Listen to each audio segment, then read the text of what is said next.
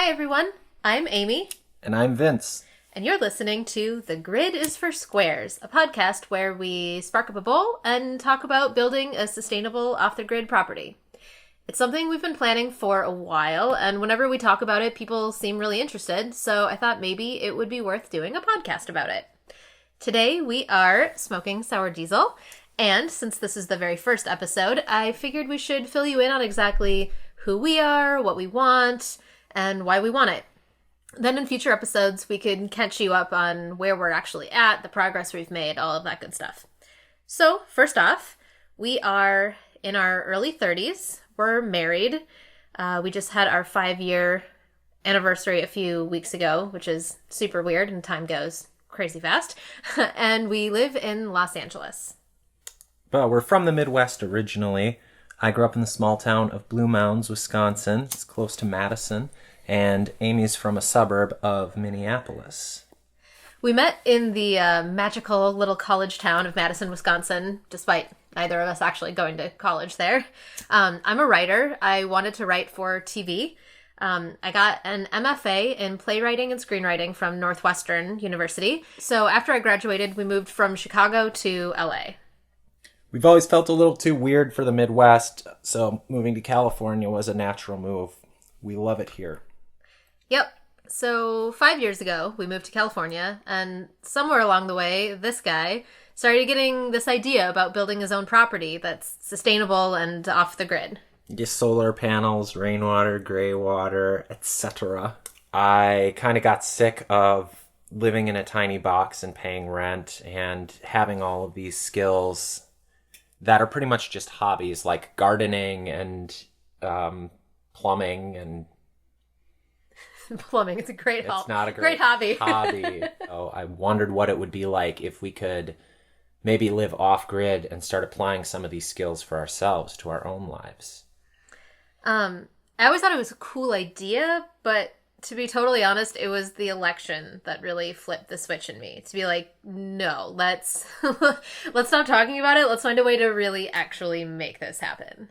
So since then, since 2017, we've been actively working on making it happen. So Vince, why don't you talk a little bit about your vision for the property, why you want the things that you want, your experience and training and skills and that sort of thing. Sure. My ideal is like a 10 to 40 acre property with the objective of not really seeing people anymore. And having enough room to farm, but also having enough room for nature.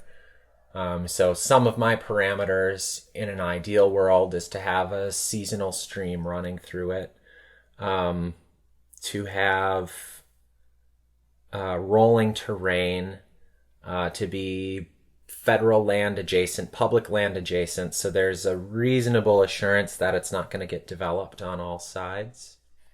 Well, and you've always been like a nature lover, a naturalist, right? And so you've always felt like, it seems like on a personal level, like responsible and guilty for the gas that we use when we drive our cars, for the electricity that we use, for the water in LA. Like the water in Los Angeles has like a long and sordid history of being exploitative and, you know, causing suffering and all of these terrible things. And so you've always sort of, I think as long as I've known you, wanted to be able to do something about how you contribute to, I mean, all of the issues that we're facing now with climate change and industrialization and all of that shit. So I've also kind of always been suspicious of authority and of infrastructure. Damn the man. And I think we put way too much faith in the world as it is, and we don't see that as the source of a lot of these problems. Like we blame the gas company or the oil companies for carbon pollution, but really it's us and our individual choices. And when you think about water, as Amy alluded to, we basically have all of the hydroelectric power plants in the West powering a reverse hydroelectric power plant that brings water into LA. And it's really easy for people in LA to water their sidewalks when it's hot and not think about the desert that they're creating somewhere else. So kind of the ethos I'm getting around to is to keep it local. And since we've moved to LA or bigger and bigger cities, I see it more and more that we come up with these big city solutions that pretty much just push the problem further out, whether it's further out to sea or to some other state. So much of the infrastructure... Or a third world country. Or a third world country. So much of the infrastructure of LA is dependent on sapping the rest of the West dry. And so when I really started to think about that and the environmental guilt, the personal guilt, what it takes to live in a world like this, where they teach us to be complicit, where they give us a red herring like recycling and say, okay, this is your contribution. We don't even need to get into how ineffective recycling is, but That's a different conversation. While we're using fresh water from 400 miles away to rinse out our recycling and to flush our waste down the toilet, and there's just so much that doesn't make sense, especially in the world of LA, where we live in a desert. Yeah, so speaking of water, your current job is working in Greywater. I work in Greywater, which is a surprisingly small industry given the pressing nature of climate change and water scarcity. It's lightly used water from washing machines, showers, tubs, some sinks that can be reused in your landscape. So yeah, you have plumbing experience because of that job and other previous jobs in Chicago. You have some electrical experience, gardening experience. Basically, you're just like really good at doing things in 3 dimensions. Sure. I feel like I'm good with time and you're good with space. And so, yeah. So you're good with concepts and I'm good with hard things. Yeah. Well, and I think I'm also good. What I mean by I'm good with time is I'm good with like planning, basically. Like I've worked as an event planner. I've worked as a like producer for theater shows and things like that. For TV shows, I've been like a production coordinator and stuff. So I feel like one of the things that I'm good at is looking at a huge problem or looking at a huge project and like breaking it down into manageable steps to make sure that you actually get to the end. Because I feel like something as big as this, like buying and building an off-the-grid property, it sounds great, but it involves so many tiny steps that it feels insurmountable and could amount to just a pipe dream. So I think one of the things I'm trying to bring to the table, since you bring all of the like actual experience with the construction and the electrical and the plumbing and all that stuff, I'm hoping that what I'm helping contribute at least is that sort of sense of momentum and planning and okay, let's figure out what the next step we need to do is. How do we make that happen? Oh, there's a half step that needs to happen before that. Okay, what's that? How do we do that? We need a project manager. Yeah, exactly. I'm the project manager. Yeah, exactly. Which makes me feel like I'm productively helping when there's a lot of things that I don't know. I don't know how a lot of those things work. And I want to be a part of the process, but I also want to like be true to who I am and my skills and my talents and all that good stuff. Yeah, I'm kind of trying to strike that same balance where it's good to not even know what is possible. It's good to just dream and then talk to somebody else who can help you make that dream a reality. But I often need Amy to pull me back from the edge too, that there's the ideal, there's, a completely solar powered, 100% sustainable, but then there's the reality of what people are actually doing with land like that. So as we've been looking, it's been sort of enlightening to see what is possible because people are already doing it and how we can improve upon that. Right. Because, if the question is, if you can't do it 100% of the way you want to do it, does that mean that it's better to do it 0%? But you also don't want to compromise your values either. And so it's a matter of what percentage is percentage enough for you to feel like it's still worth doing. Because if 100% is living up to your values, not doing it at all, 0%, is not at all living up to your values. Yeah. So there's got to be a way to make it happen that still is true to who you are and what you want. So in addition to all that, the like project managing shit, and I'll also like all of Vince's ethos about, personal responsibility and living your values and not contributing to the problem. All of that I'm totally down with. But I also have some specific other stuff that I want out of it. Like I said earlier, I'm a writer and I also co-run a theater company called Trap Street. theater company isn't like really the right word. We do a lot of weird stuff like immersive plays and breweries and radio drama podcasts and short films and other stuff. And we also do artist retreats. So I'd love to have my own place where I can host retreats. Somewhere in the mountains where we can have one large communal space plus some guest cabins or yurts or whatever. I can do programming and classes and guided writing exercises or meditation and cook communal meals for people, have them be inspired by the magical nature surroundings and, all that kind of thing. And it doesn't only have to be artist retreats. Vince could run seminars on how to set up solar panels or a greenhouse or any of the stuff that they can see firsthand on the property when they come to visit for the retreat. And if we have all that set up already, we might as well open it up to maybe Airbnb-ing when we're not running a retreat just to make some money. One of the concerns, of course, about living in the middle of nowhere is how to make money. It's the question that my parents keep asking. And I mean, fuck capitalism, obviously. Super fuck capitalism. But at the end of the day, we'll have to pay a mortgage if we want to hold on to the property, and we'll have to buy materials if we want to build anything on the property. So yeah, maybe an Airbnb would be a way to help do that. I also have a dream of maybe setting up a recording studio eventually in our space to take advantage of being in a really quiet, secluded place. I know all of that sounds really ambitious, and I'm not expecting to have it in its final form anytime in the next 10 years. But I also want to dream big, I've always felt that there's no reason not to dream big. This is, the one life we get, so let's do something awesome. And also, if/when the shit really does hit the fan, it feels like a really solid idea to have a sustainable, off-the-grid property. So, let's drill down and get even more specific. What exactly are we looking for? We've been checking out properties on Zillow. My favorite thing to do lying in bed before I go to sleep is to just open up my Zillow app and look at different properties. And we've also been driving up to actually check out some in person for about 2 years now. So why don't you tell the good people about our parameters? Sure.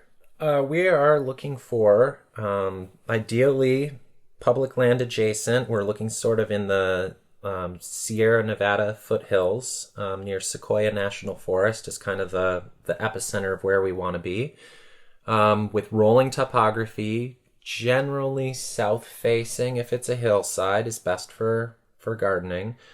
Our price range is up to $100,000. We're thinking about increasing that.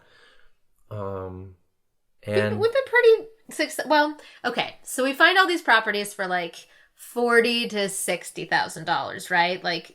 10 to 40 acres for $40,000 to $60,000, which sounds amazing, right? But what we've noticed is that the reason that they're so cheap is that there's always a catch. It's always a different catch, maybe it doesn't have an accessible road, or maybe it's underwater half the year, or maybe we visited one where it was such a bumpy dirt road for 2 miles or something, that we had to literally lay down boards over the ruts to drive our car over it. So that's not super conducive to a retreat. He took every time we got to a big hole, he would stop the car, get the pickaxe out of the car, fill it in with rock and dirt, and then we would drive. And, oh my God, it took so long. It was totally untenable. We also drive a Toyota Yaris, which God bless her. She's got pretty good clearance for a 4-door or 2-door hatchback. Yeah. But we do plan on getting a pickup truck or some kind of larger vehicle. But if we want it to be a retreat center, if we want it to be an Airbnb, ideally people need to be able to drive there. It's not very tenable to have a place for people to visit and then have everybody need a 4-wheel drive, or we have to pick everybody up. It sounds like a pain in the ass. So we need to strike a delicate balance between seclusion and access. Right. Where I certainly don't want to be living on any of the major state highways of California, which are only going to get busier. But at the same time, they're busy because people are going to see Yosemite or any of the national forests. And so we want to be proximal to that. So it's appealing for people to stay at our property on their way to Yosemite. So yeah, and on a practical level, you might ask, how does a plumber and a struggling writer plan to pay for all of this? During this podcast, I want to be really upfront about every aspect of this and not gloss over or sugarcoat anything, because we're trying to tell people about the reality of what we're doing, and it sounds very pie in the sky, and we're not like made of money. And so I want to be really upfront about like how we manage to do it. The money thing, especially because in this country, money is always such a taboo topic for some reason. It's like not for polite conversation, which is how rich people keep screwing us, and how women and people of color make less than their coworkers and don't even know about it because nobody wants to talk about money. So, to be very specific, in 2 to 3 years, we have managed to save a little over $40,000. Which is, on the one hand, so much money and, like, mind-blowing, because I've never had that much money in my whole life. But on the other hand, like, way not enough. So it's this weird middle place to be. But anyway, we were able to save that $40,000 by saving, like $1,000 to $2,000 a month, closer to one, for over the course of a couple years. And then just recently, my parents did give me a little bit of money as an inheritance from my grandpa. And I will respect their wishes and their Midwestern sensibilities and not say exactly how much, because I know they wouldn't want me to. But it was enough to take us from, I think we can do this now, to, okay, let's make this shit happen. The other thing that we're doing is going in on this with Vince's mom, Judy. The $40,000 is all our savings. That was all us. But Judy's planning on living with us on the property once we have it. And she's going to help us with like monthly mortgage payments, hopefully help with, helping buy materials and that sort of thing. And she's no slouch. She's going to be doing a lot of the physical labor too. Yeah, absolutely. That's where Vince gets it. I think she's always been a Cali girl, going way back. One of 9 children, and she's sort of very different and free-spirited. And that's born on a farm in Wisconsin. Yeah. And that's obviously where I get it from. My dad too, very free-spirited. But she finally made the move about 10 years ago now. We helped her move out to California, and so she's been exploring for the better part of a decade, and started out kind of up north, but in a very dry place, and then found this place outside of Napa, which has set a really high bar for us. It is just gorgeous. I know Napa is legendary all over the world for its wine, but it's also a really beautiful place to live. Yeah, it's not really like when you say she lives in Napa, it makes it sound like she lives on a vineyard or something, but it's really not like that at all. It's like, it's up in the mountains, there's redwoods, there's no other people around. I mean, there are some vineyards as you drive up the mountain, but it's more of like a Northwoodsy feel than a Italy feel, Right. But the downside is that she's renting, because who besides the landed gentry can afford to buy anything, right? So sure, she lives in this beautiful place with this gorgeous view in the mountains and everything, but it's, it's a 2-bedroom little house that she's renting and has to pay her asshole landlord like a shitload of money every month, and can't make her own improvements and can't grow her own food, and only has her backyard, not an acre or anything like, so on the one hand, it's idyllic when we come up here, but on the other hand, it's just a reminder of like how many things it doesn't have and how many things we want to do and want to have for ourselves. So you might ask, interesting. So you plan on living with your mother-in-law and farming with your mother-in-law for the rest of your life, huh? That's an interesting choice. And I mean, the first thing I would say is I love Judy. She's super cool. She's super chill. She's awesome. If I was going to live with anybody, it would be her. It is hard to imagine living with anybody besides Vince. But at the same time, it's like, it's also hard to imagine throwing away my money on rent for the rest of my life. It's also hard to imagine living in a 1-bedroom apartment and not having any space for my like projects for the rest of my, there's... It's also a little weird to think about spending most of your life, working for yourself and not seeing your family. So on the other hand, long term, maybe we want to be close to our family. Yeah. Anything else that you wanted to talk about in this first episode about like who we are, what we want? We'll talk in future episodes about like our searching process, site visits. There's one place that we visited a few days ago that's like a real strong contender for the first time, and we're really excited and have a lot to say about it. But for this first episode, I just wanted to focus on like the big stuff.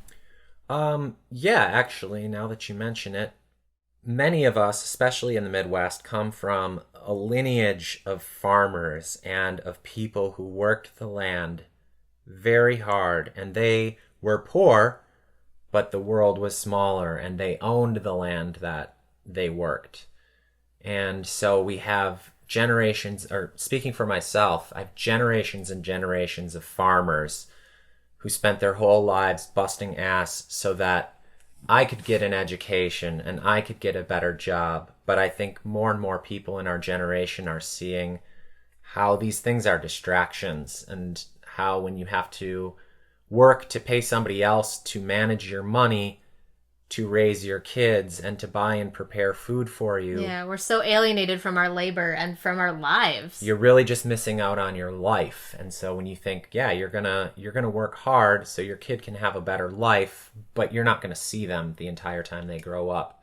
So that's sort of part and parcel with this idea of, yeah, I could continue to do these really high-end plumbing jobs, for a nebulous financial goal, or I could be doing these things for myself and feeling the inherent reward of knowing that the food I'm eating is something I grew myself. I know the whole legacy of where it came from, what chemicals, fertilizers were used to grow it, where the water came from.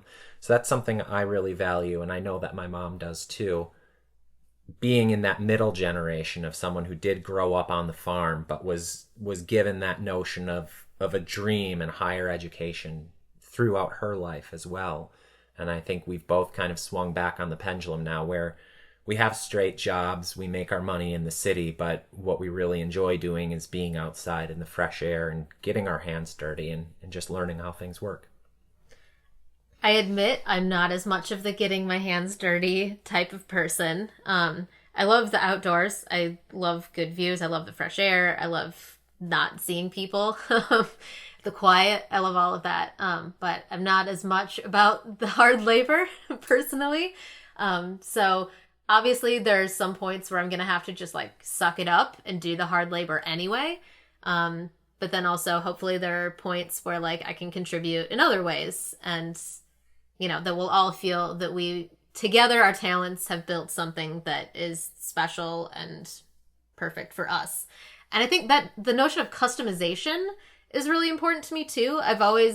Both of us have always really enjoyed, instead of buying something from the store, we would rather make something, because then it can be according to exactly what we want. Vince has made a lot of our own furniture because okay, we know we need a bookshelf to fit in this space. So I don't want to go to Target and buy, I love Target, but I don't want to go to Target and buy something, hope that they have the right thing. Just build it, asshole. Just build what you need. The exact size you want. Yeah. I make a lot of my own clothes because then I know it'll fit me exactly. It'll be exactly my style. I'll get to be creative, and we both want to be able to use our imaginations to create something that is exactly what we want, exactly perfect for us, and then make it happen. Just bring that picture from our minds into a three-dimensional reality. Because I think that process, as an artist, as a craftsperson, that's what life is for me, is imagining something and then making it real. And this is by far the biggest,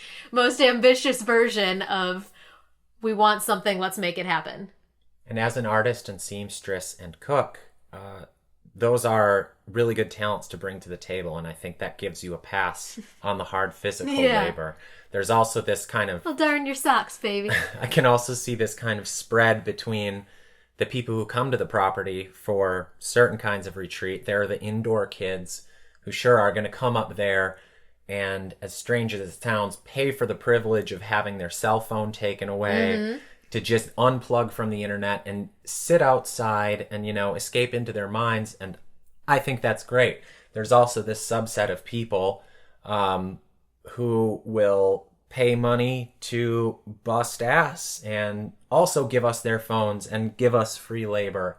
And I'm not just making this up. A lot of our friends, when we talk about the property, say they just want a free vacation. They want to come out and they'll work for us and help us build it if it means they get to be in California, and help us make this dream, because I know a lot of people feel the same as us, and it's a very daunting process. They don't know where to begin. And I guess Amy and I are just lucky enough to have both sides of the picture in equal measure, that we feel we can handle it. We can do the hard goods. We can do the soft goods. We have the skills, the domestic and the extracurricular skills to make it happen. Early mid-30s is sort of that time, I feel like, when you need to start making real decisions about, like, what is your life going to be? Like, what is the rest of your life going to be? You can always reinvent yourself. There's always time, but, like, I don't know. I feel like now is the right time to make a big leap and to start designing the future that we want for ourselves. I can't go into my 40s throwing away any potential for equity. I've worked too hard, and I have too many talents to not put down roots. And that's okay when you're in your early 20s to just, throw money away every month on rent and to move every few years. But it's gotten harder and harder for me to live in a place for only a year at a time, and when I leave no trace, and not really improve my own lot at the same time. Right. So this is becoming a lot more critical for me to have something that I can build on year after year. Right. And your mom is going to retire eventually, and she wants somewhere to be, and I think in a perfect world it'll be great for everyone. It's just going to be a lot of hard work and a lot of luck, I think, to get there. Yeah. Life is hard work and luck. And this is the way I want to go about it. We'll see if it works for everyone else. Yeah. And I mean, I love an ambitious project. I fucking love getting into something and being way over my head and struggling to figure out how I'm going to make it work. That's my jam. So I'm not really scared. I'm mostly excited. Me too. So yeah, I think that'll do for a first episode. I think so. You down Let for everybody this? know who we are and what we're doing. In future episodes, we'll talk more about our searching process, what we've been doing, how we, talking to real estate agents, looking on Zillow, all that stuff. This place we visited a few days ago that we're super excited about. Maybe it's the one, maybe it's not. We'll see. So yeah, we'll follow up again with another episode soon and give you some more info. Thanks for listening. Thanks for listening. Happy hunting. And watch out for poison oak.